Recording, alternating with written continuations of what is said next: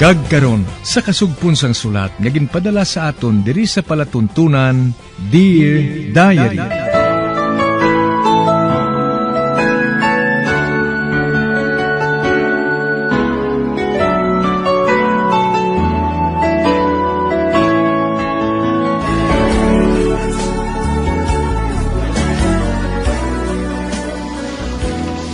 Dear Diary, bahin sa nagligad, bispera sang Pasko Santo, nanginbisita ni Sir Virgo ang mag-asawa nga lamar, kaupo ng inaanak. Sang mag-abot ang karwahe ginsakyan nila, ginsugo ni nanay si Macfi nga buksan ang pratahan agud sigataon sila. Natabuan man, kanagapadulong man si Sir Virgo sa pratahan agud sigataon ng bisita nila.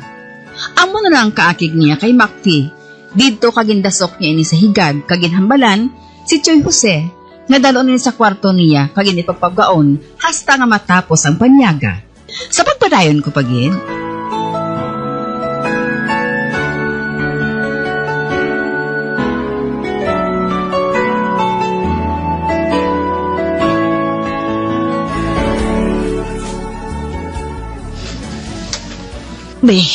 Nakita ko nga nagadulom ang nawong ni Macfi.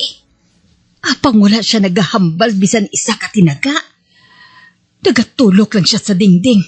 Nga daw wala makahibalos ang nagakatabo. Nakabati ka sang ginhambal ko? Ha?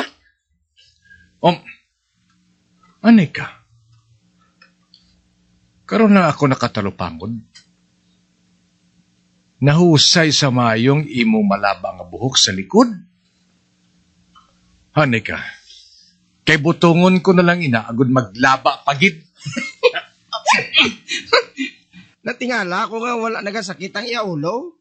Kaya sa bungay-bungay nagalisang kabayong nagatabon si iya matao. Si Norbert? Ara sa puwerta, kag nagatanaw sang ginahibo ni Virgo kay Macfi. Hindi. Ginakot ni Macfi ang mainit na sarsa sa lamisa. Ay, Macfi, hindi! Ara, kanay na!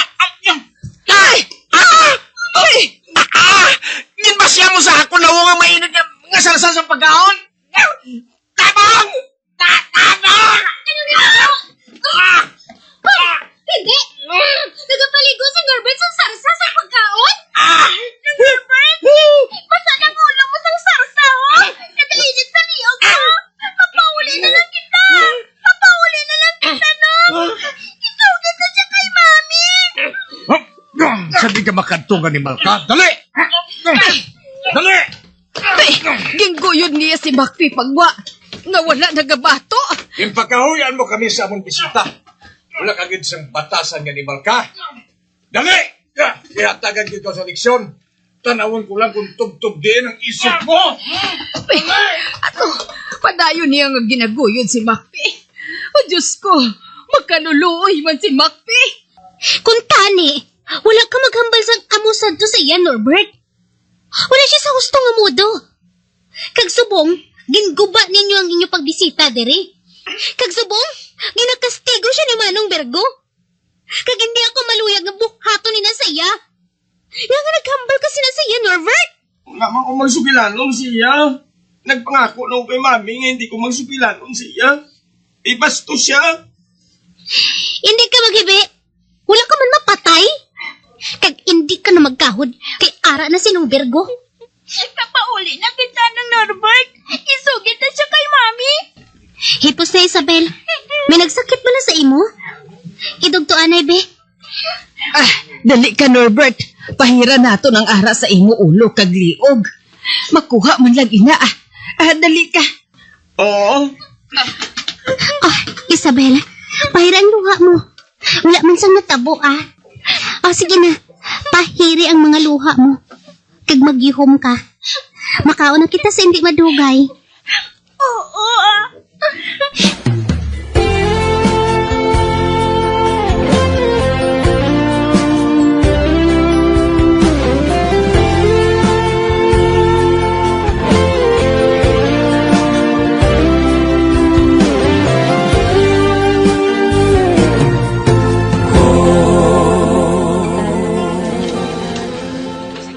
Ari na ako. Kagokin ang tanan. Hindi na makadisturbo sa ato ng animal nga to. Gintudluan ko sa seleksyon. Gintugangan ka pa kung taning akong paghatag sa iya sang leksyon. O galing daw sa mabali ng akong mga tudlo sa kastigo sa iya. Ganigin, bilin ko na lang sa sigad nga nagaloko. Pero hindi ka mo magkadlok. Ginbinlang ko sa sang kabuhi nga jutay na lang. Kag husto lang niya nga iinom sa tubig. Oh, ano bang ginahulat naton, ha? Mga bata, kalimtin ninyo ang natabo kayo na, ha? Isa na ito kapagi agad nga malingaw ka mo. O, sige na, makaon na ka mo. Makaon na kita tanan. Kadamo sang pagkaon sa lamesa. Kauno naton inatanan. Kag kung may swerte pa kag makabangon ang buang nga to, may matilawan pa siya nga tulan nga iya makaon. Kaya sige na, suguran na naton ang pagkaon. Suguran na naton agod maubos ang pagkaon nga inatanan.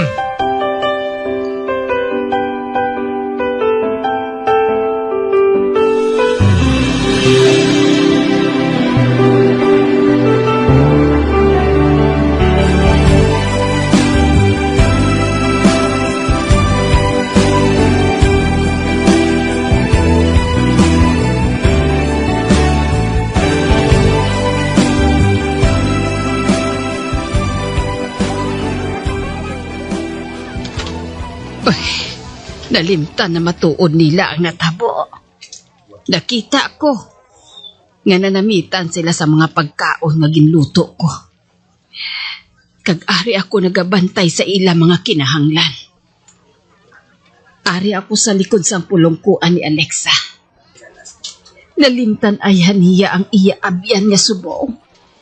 Nagaanto sa kasakit sang lawas niya. Tungod sa mga ginhimo ni Virgo. Oh, si Alexa. Nakita ko nga nagaduko. Samtang nagatulok sa pagkaon niya sa lamesa.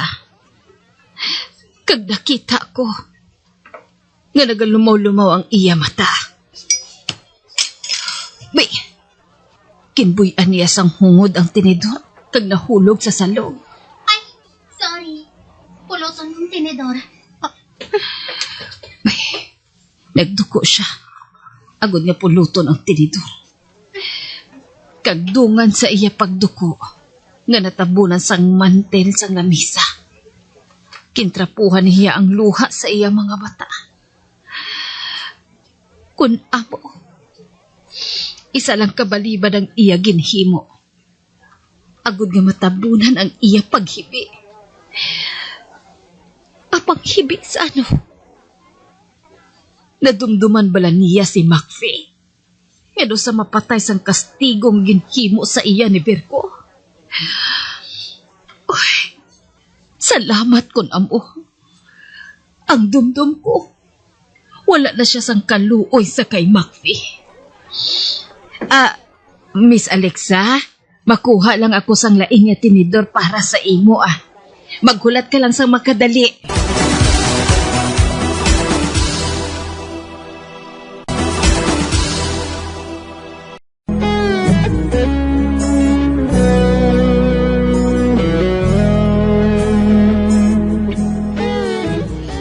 Ginkastigo ni Sir Virgo si Macfie. Kag samtang nagkakaon si Alexa kaupod sa iyang mga bisita, nakita ni nanay nga daw sa masubo ini. Tubtob ang ginhungod nga hulog ni Alexa ang tinidor. Kag sang puluton niya ini, dito ka nakita niya ginpahira ni Alexa ang iyang mga mata. Natingala si nanay kung para kay sino nga mga luha. Kag kung para to kay Macfie, nalipay si nanay tungod bisan paano, nagabatsyag yapon siya sang kaluoy kay Macfie. Si pagpadayon ko pagin.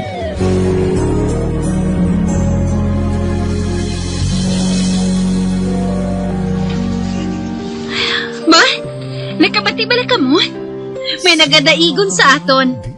Pasudlan naton sila. Agod nga makahatag sila sang madamo nga ambahanon para sa Paskwa. Gusto niyo bala, ina? Oo. Oo Francis. Gusto ko, ina. Amo man ako. Kuna mo sinaha. Maghanda ka mo. Nang Milagros, maghanda ka sa mga pagkaon para sa bisita naton. Ate, oo, Ma'am Frances. Ay, buligan ko ikaw ng Milagros. Dali ka. Alexa, kadamo sang tawo nga nagatanaw. Kag kung gusto ka, magpakikita ka kay Macfi.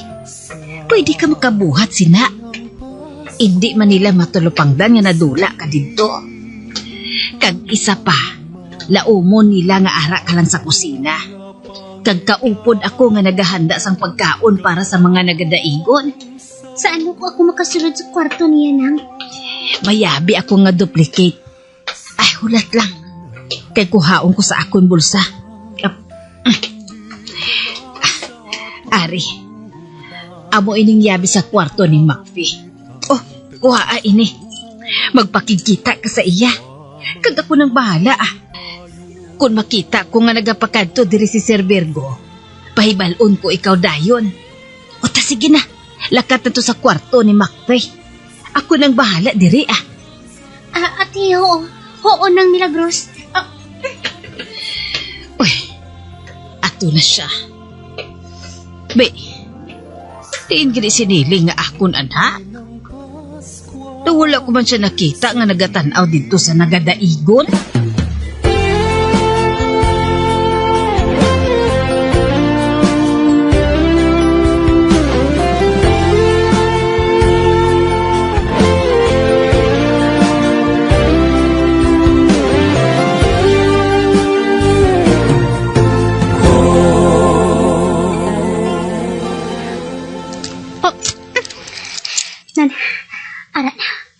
Bukas na ang siradura.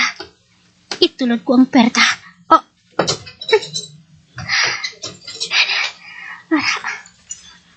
Ari na ako sa sulod.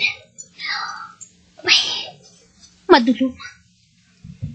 Apang ang kasanag sa gwa. Ang naghahatag sa kasanag sa kwarto ngayon. Sa diin pala siya. Ay,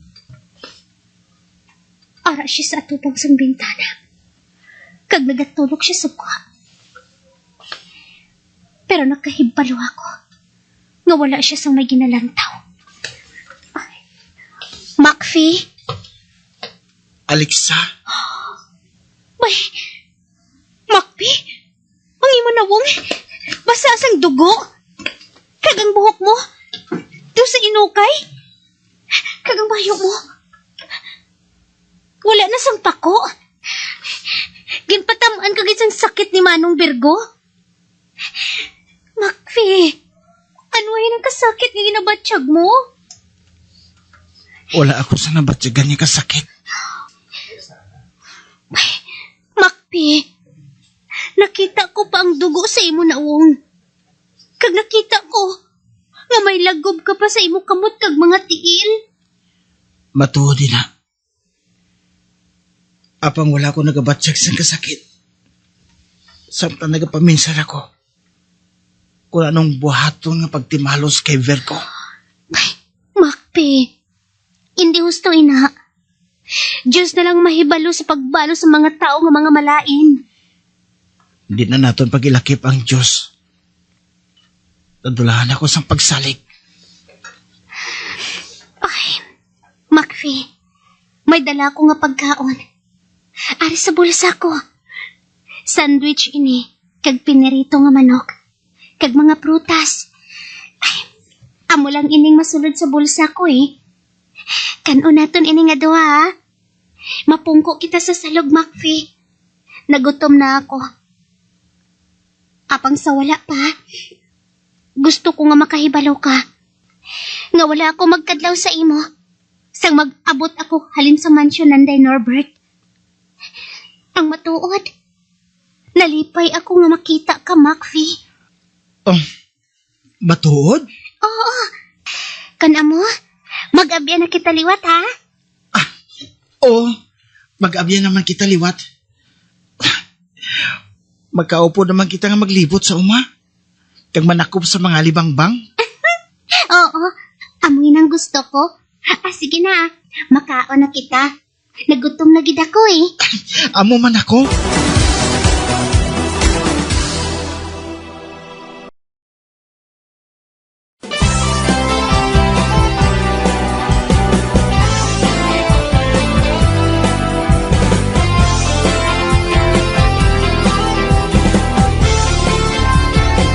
Mga abyan, sunda sa pagmamati, ang kasugpon sang sulat, nga ginpadala diri sa aton palatuntunan, Dear Diary.